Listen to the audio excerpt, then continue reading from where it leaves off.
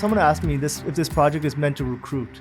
I'm like, it's not meant to recruit in the sense of recruiting for the military. It's meant to recruit people to serve, to be useful. That's our purpose. If we don't follow through with being helpful and useful to the people who are our kin, then you're failing being a human. My dad used to say, it is our duty as a human to leave this place better than when we found it. Good day and welcome to Purpose and Protection. My name is Barry Pitcher, CEO of Commissionaires Nova Scotia and your host for this session. Really excited about today's episode. As the saying goes, a picture is worth 1,000 words, and today we have a unique individual, the person behind the lens that is capturing photographs across Canada of many of our veterans and serving men and women in uniform. His project is called Honor, Country, and Sacrifice. And that particular project is looking to actively seek out those people in uniform, both past and present, to sit in front of his lens so that he may capture their essence, what it means to be a veteran. And what makes his particular project so special is that there's a focus on representation to ensure that we capture all walks within both the military, first responder community, and even those whose families have served or are serving. We look forward to today's episode. Thanks for joining us. Trevor Godinho.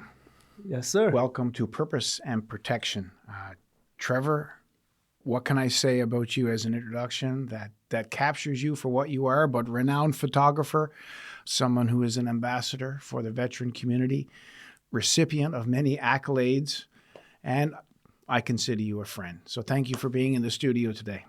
Thank you for having me. I'm very touched and honored to be here. Our custom now, in case you didn't know, is that we welcome you with a gift. Okay. Being a good Canadian show that we are. And today's gift is a thank you card, actually designed and made, the images made by a commissionaire who developed it specifically for us. That is a thank you card from us. And with that is a 100th centennial coin, as this is our 100th year in existence across Canada. And that is a little takeaway gift for you. Thank you very much. To Appreciate add to it. your collection. So thank you once again. Thank you. Before we get into any tough questions and to hear all the amazing stories that you have, let's hear a little bit about where you're from, who you are, what your dreams are, and what led you to photography. How much time do you have? We don't have all day. Now, you're talking to a Newfoundlander. I can speak all day, but please, yeah. We could get a bottle of scotch and we'll do that. I'm an editorial photographer. I'm also dyslexic, which I think that's what led me to being a creative. Well, I'm an immigrant. I was born in the Middle East, but I'm of Indian descent, and we came as immigrants to Canada. This is kind of the underlying thread, which also connects to the military project, and I'll get to that eventually. Being dyslexic, I was told by my grade 8 teacher I'll never amount to anything in life. So I was lucky that I had teachers who spotted my creativity, and I had great mentors that led me, and also great, lucky opportunities that I feel so blessed to have had. And that got me doing editorial photography. So I've worked with like magazines such as Vogue Italy, Forbes, Sports Illustrated. The most exciting and most fulfilling thing I've been doing now since 2019 is the Honor, Country, Sacrifice project, which is back to what my original initiation was saying about coming to Canada as an immigrant, is a way of saying thank you for all the men and women that served, that give us the freedoms we have, gave me the freedom to follow my path and find myself. But also it's a thank you as well. It's a constant reminder to myself what it means to be Canadian. So a little bit of it is being done to recognize the vets and make sure they're not forgotten, but also it is an everyday reminder of what I need to hold myself up to. And with this project, there's a lot of weight on me about it because you're promising someone on the other side of the lens that you're going to hold their story to a certain level. And it's a huge responsibility. And it's not about the accolades or the rewards like you were saying. And you constantly have to check yourself and to make sure what you say, what you do reflects the work you do and the people that you are serving. And you know that better than anyone, being both RCMP as well as Armed Forces. Yeah, well, let me first say thank you for sharing that. Some of those details I did not know about you. I'm always inspired by people like you who overcome adversity. And, you talk about that responsibility. Isn't it something else how sometimes people's words, sometimes positive, but sometimes negative, stay with you, and it could defeat you? Yeah. There's a lot of negativity in the world. Sometimes it could defeat you, but in your case, you turned it around and you made it your resolve based on that somebody underestimating what value you could bring. And now here, look at you. You're such a worldwide success. So I applaud you for that. And thank you for sharing that with us in the audience. It's funny, you kind of glossed over a little bit of what you've done in the photography world, but you have photographed many of Hollywood's elite. Do you want to tell us about some of your subjects? Yeah, so in 2009, I was doing some work during Toronto Film Festival for a client of mine, mostly doing like not the cool, glamorous photography, literally taking pictures of bottles and advertising in this space. And I was talking to the owner, unknowing that this is the owner of a private international like VVIP organization. And he was like, "What do you want to do? Because you seem you're not happy doing this." And I'm like, well, my favorite photographers are like Patrick Demarche and Peter Lindenberg. They photograph these beautiful portraits of celebrities. I would love to shoot for Vanity Fair or Vogue or GQ one day. And next day I got a call at 7:00 in the morning, and my head goes to the worst case scenario. It's like, oh my God, I screwed up something. I didn't cover something. Oh my God. Because I have this angry woman on the phone telling me I got to be at the Park Hyatt Hotel in Toronto at 7 a.m. I get there, and this woman is like half my size, which is also very intimidating, and not high, tall, short. And she's like, "You have 1 minute." I'm like, "I don't know what I have 1 minute to do. Like, what's going on? Am I saving the world?" And then she opens the door, and it's Michael Douglas. Michael Douglas was just diagnosed with throat cancer, and he is a close friend of the owner of the company that I was working for. The long story short is that they had a conversation, and he's like, "Yeah, I'll do a portrait, but it can't go to media." Because at the time, no one really knew about what he was dealing with. Michael was super gracious, and it's funny, after I photographed him, I ended up photographing Jeff Bridges and a few other celebrities that I never in my wildest thought would ever happen, Nicolas Cage and all this stuff. And then over the years, I eventually started building a name for doing that. And I remember Morgan Freeman saying, "We got to hire this guy more often because he's so quick. He knows exactly what he's looking for." The thing about me is I spend 99% of my time getting to know someone and less than 1% actually thinking about what I'm actually doing. When I was a kid, I was an introvert. I was timid. I was shy. Photography is like that suit of armor or that tailored Savile Row suit you throw on, which is just allows you to go out in the world and be authentic to who you are. And you're not afraid of someone saying no to you or saying, "I don't want to talk to you." It bounces off like armor. So I get a chance to be vulnerable with people. They get to be vulnerable with me. And it creates a safe space where it's just two human beings doing what two human beings who love creativity do. One thing I've noticed with Canadian vets, there's this wall that's been built, an imaginary wall that was never actually built by anyone, but our minds have built it where I'm on this side and you're on that side. When I photograph a person who serves, it's taking apart brick by brick. And sometimes it's hard. Sometimes it's easy. Sometimes they want it more than I do. Sometimes I want it more than them.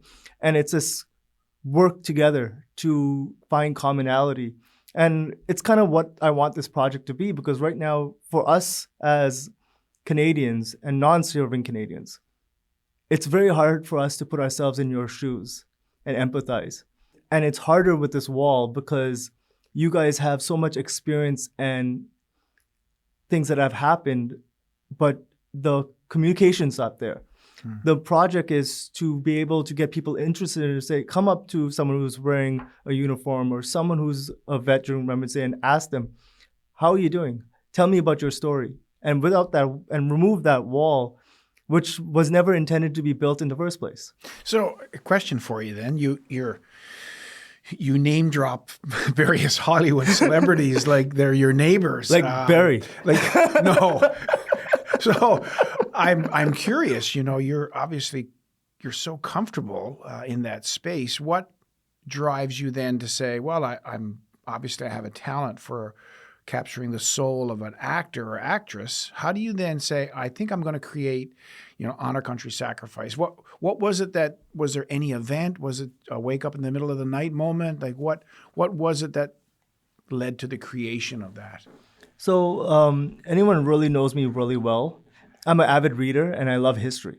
Since I was young, it was either dinosaurs or world conflict. Dinosaurs, it's just dinosaurs. But honor country sacrifice grew out of the interest in conflict.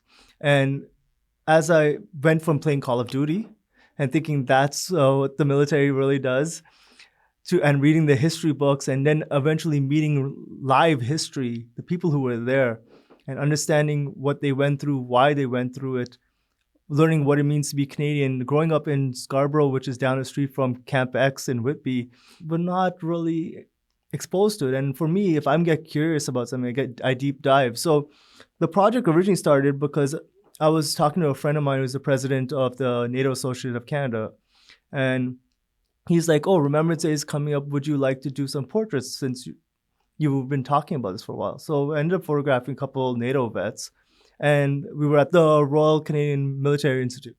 We were at the bar, and Remembrance Day is when the bell rings, everyone has a drink. And there was this woman, and she had a bottle of scotch sitting in the corner. Like she was like in 90s. And I was curious about her, and I sat with her and started talking to her, and turned out she worked on the Enigma project. Wow. Just for our viewers' sake, the Enigma machine was essentially what the Germans used as a decoder to send secret messages through their military. And the Enigma folks on the British side found out a way. They actually captured an Enigma machine and were decoding German messages during the Second World War, which helped lead to the Allied victory. So. Yeah, but it's crazy. Like it's living history. Like you could watch Imitation Game as much as you want, but it's not going to be the same as being in the room and talking to someone who was actually there. So it got me really curious about what Canadian stories we did not know about. Mm-hmm. Like I mentioned, Camp X. I knew of it, didn't know that it was so close to home. I didn't know what the impact of it was on the war. Recently read a book by Saul David, The First Force. Not realizing the first Special Forces was a combination of Canada and the States, and they were literally lumberjacks and hunters and just rough men. Mm. And you're talking the Devil's Brigade. The Devil's Brigade, yeah, right. And most people know the movie, but that's right. And this is a combined unit, which is so ironic given today's circumstances of Canadian U.S. The badge actually says Canada USA. Yeah.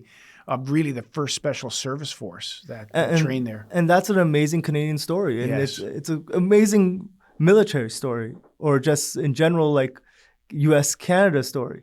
So these things started rolling around my head, and I realized if I wait for someone else to do it, it'll never be done. And so I had the idea, talked about the idea, which I said earlier, if you don't tell people about it, you'll never know. So another friend of mine I was talking to, which I knew from the fashion world, did not realize he was a recruiter for the armed forces before and a paratrooper. He introduced me to some well-known names. They were my proof of concept. You were part of the proof of concept. You were in the first few people I photographed. And when I saw the impact and how it made you guys feel, and even that you cared to be part of it, made me realize I'm onto something. And then not knowing where the money was coming did not become an issue for me. The total project I've calculated probably around $400,000, and thanks to the commissionaires that brought me out to Nova Scotia a few times, so I appreciate that. But yeah, it's like you want to do something big, you have to have skin in the game. So anyone who wants to do something should invest in their own projects, because you'll never do it with your full heart unless you have something to lose.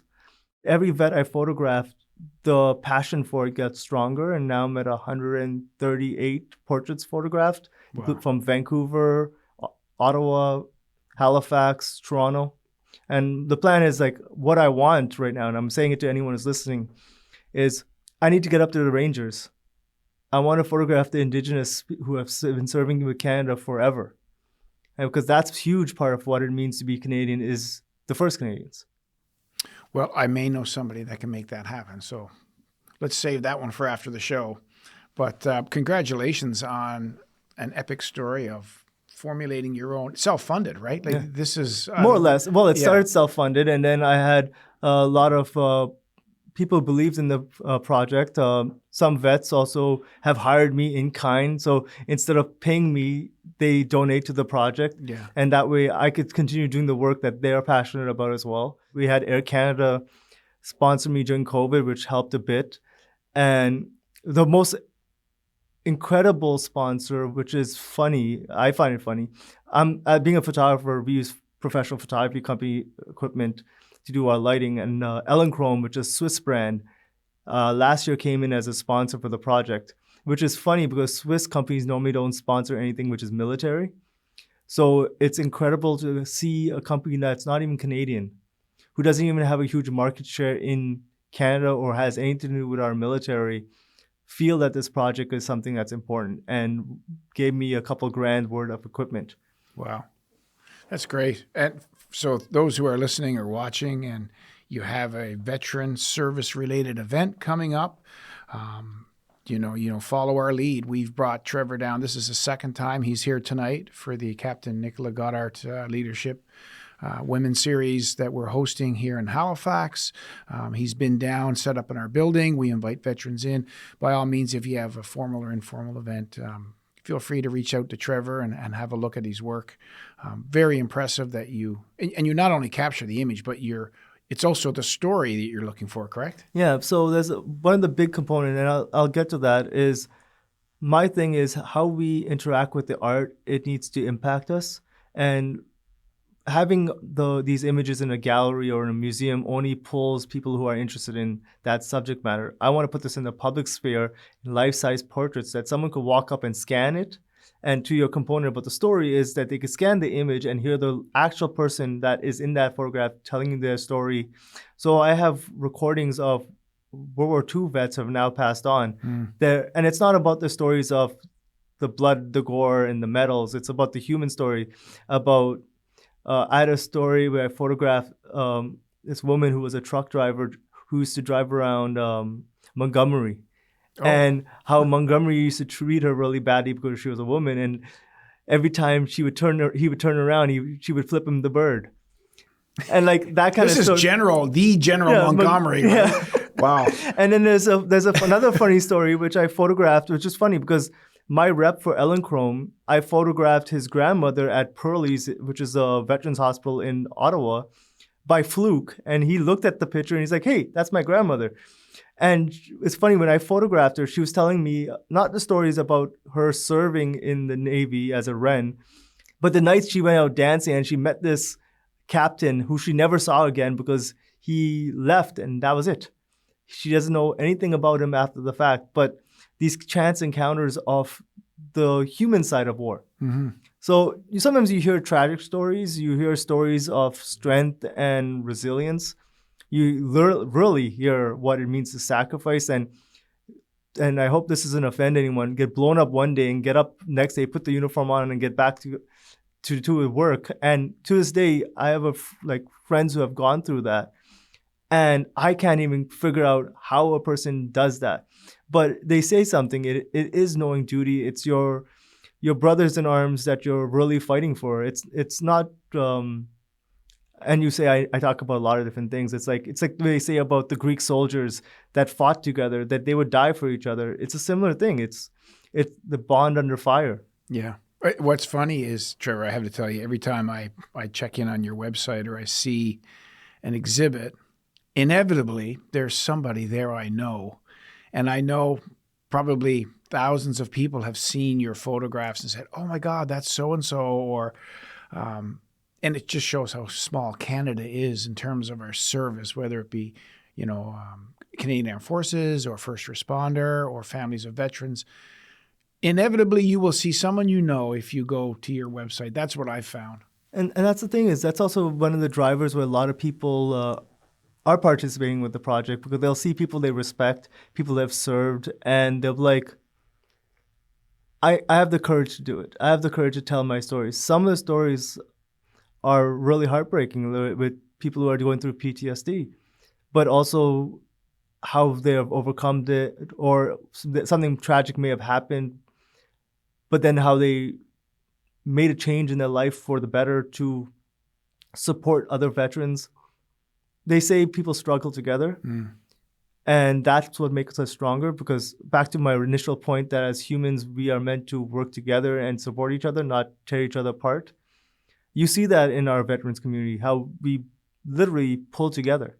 You see that in Canada. There's a flood in a part of the country that you don't know anyone from a hole in the wall. And Canadians are rushing out there with money, with whatever supplies they have. They're driving trucks across to try to put out fires in Vancouver. We even sent trucks to the States. In the California, that's just where it needs to be Canadian to serve it. And someone asked me if this project is meant to recruit. I'm like, it's not meant to recruit in the sense of recruiting for the military. It's meant to recruit people to serve, to be useful. I just finished Schwarzenegger's book, and his underlying message in his book, Be Useful, is, in fact, be useful to humanity.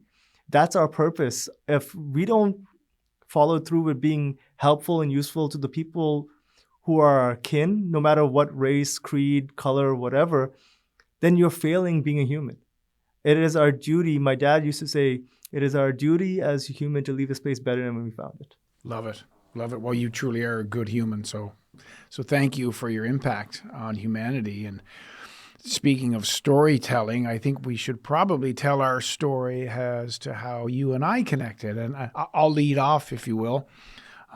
Back about 5 years ago, I was then the commanding officer of a reserve unit here in Halifax, Princess Louise Fusiliers, and somebody brought to my attention that there was a veteran who was turning 100, and he asked for birthday cards to celebrate his birthday. I think he was looking for 100 cards, and he got thousands and thousands. He's still getting them. This veteran, Fred Arsenault was his name. He was turning 100, and he had served in the liberation of Holland with the Canadian Army. And they had his picture in there. CBC ran the story. And lo and behold, there was somebody in my unit that was a gun collector and had, it mentioned in the article, he was a Bren machine gunner, which for those in the audience that don't know, it's a machine gun with a clip or a magazine that sits on the top, and it fires bullets at a very high rate. So and it's a big weapon. Yeah. So he carried this around for the full, from 39 to 45, I believe, back then. And he was only a teenager. I carried it all through Europe. And we had this collector who said, it'd be great if we could bring him the gun, which he hadn't seen since World War II. So it got in my head. We got the gun brought to the unit. We cleared all the paperwork. So then I bought a ticket. I checked at his luggage, if you can believe it, out there in audience land. And I checked. This is after 9/11. Remember that? Yeah, no, this was a big feat. This was a lot of paperwork. But we packed. It's an inert machine gun, by the way. So the machine gun's packed up. It goes to Toronto. Somebody meets me in Toronto. We have to do a handoff, and my connection to you is that I wanted to capture the moment where he's reunited with this machine gun as a birthday gift. And in addition to that, of course, we had a card signed by all the members of our unit, and we had a few other gifts for him. But that was going to be the crux of it. So I look up online, and I find you. And I actually photographed you too. Yeah, you ended up photographing me when I was up there. I appreciated that in my Red Surge.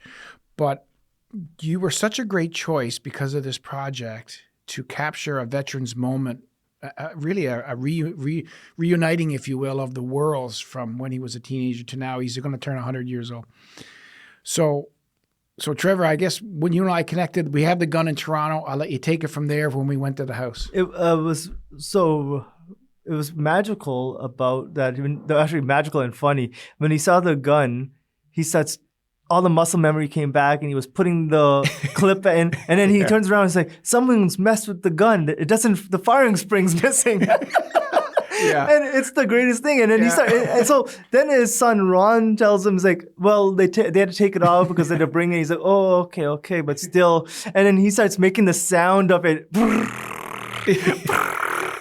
and then his son's like, do you remember it, Dad? And he's like, I sure do. And it was like he went, like, all age and all Yeah. life that had He was 18 again. Yeah. affected him has been taken off, and he was back there in his uniform. Yeah. And it was like basic training from day one. It was incredible as an opportunity, but also amazing connecting with him and his family as well. And it's one thing I'd say about like how we became friends, and also how I became friends with a lot of the people I photographed, is once anyone who serves in the army lets you in, you're there for life. My wife, when her dad had a massive heart attack, it wasn't my friends that checked in every single day. It was everyone I photographed. People sending me coins, challenge coins. People were sending me letters, calling me, texting me, checking in. It's the same thing which I still do with Fred's son. I touch base with him from time to time. Now to see how he's doing. retired in PEI, by the way. So shout out to Ron and family. Oh, they're out this way. Yes, nice. they are. Yeah, He left Scarborough. Yeah. Oh, Yeah. but yeah, it's incredible how these things which seem so not important build bonds for life. Yeah. And you know what's funny? You talk about that moment. It's probably one of the most moving moments of my life, where he had tears in his eyes coming down his cheeks, and he kissed the gun. Yeah. I know that may sound strange to anybody listening why you would do that, but that was such an integral part. It was his life. It was the one thing that kept him alive. And what I found interesting beyond the moment, we went away and we kept in contact with Ron and family, are the thousands of cards that kept coming in. Yeah. And they came in from all parts of the world. But most of all, they came from children over in Holland that in their schools had read about his story, and they wrote personal notes. And the second time I visited Ron, he opened up this giant room of boxes and boxes and boxes of letters that these kids had written in appreciation for this one Canadian soldier that went over there and made a difference. Doesn't it make your hair stand on end? Yeah, I could almost well up now. It was so impactful. It's true what they say. All you need is a grain of sand. Yeah. And you can make a mountain. Yeah. So, and that's just one story we've shared here. You've captured how many, did you say? So right now I'm at 138. Wow. I'm actually very honored to have photographed Commander Paul Smith from HMCS York. Before he was actually one of the first Black commanders in the Navy, and that didn't happen like in the 60s, the 70s, the 80s. It happened in the late 90s. Mm-hmm. To think about, only now you're seeing people of different races taking command. Yes. So incredible person. And like I always say, I try to stay away from all the blood, gore, and all that stuff.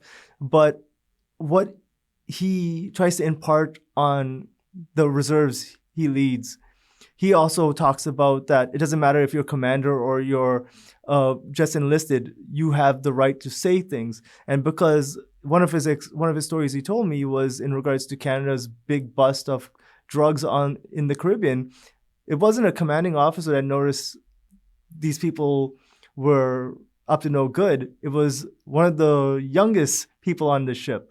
And you learn a lot of things about the stories about humanity, but you learn about leadership. You learn about what it means to be human. But most of all, you learn to be proud to be Canadian. Well, that's great to hear, especially today. Okay, so you obviously have a big undertaking with something that you started as a side project and now has basically blown up into a quest, if you will. Tell us about what you do in your regular time. So I'm a strong believer in, I've tried the quit everything and do what you love strategy. Yes, in the movies, in the books, and in a different time, that's the way to do it. I'm not sure telling people to quit their jobs and suddenly become a photographer tomorrow. It is a lot of practice. It's a lot of work. It's a lot of financial investment. So I look at it the way one of my favorite photographers, Richard Avalon, does. So he said, do this so you could do that. He was a fashion photographer, and he would say, I do this, I meet nice people, there's nice food, and then I could do the projects I'm really interested in because I could transfer that money. So I work for an engineering company called the Heedy Group. It's a 50-year-old company from Toronto. We have multiple offices across the country. We do everything from residential construction all the way to institutional stuff. I look at them as if I was Michelangelo. They are my patron. They pay me. I have a great job, which I enjoy. I learn something which is totally different from the creative world. It's a more business role, and it's still connecting with people. So I'm getting to use a lot of my skills and my creativity in that sense. But I use that where I could take my salary, which one allows me to have a roof, clothes, food, but it also allows me to channel some of that money into projects I really believe in. So Trevor, you're there and you absorb all these stories and you take the images almost like a giant sponge.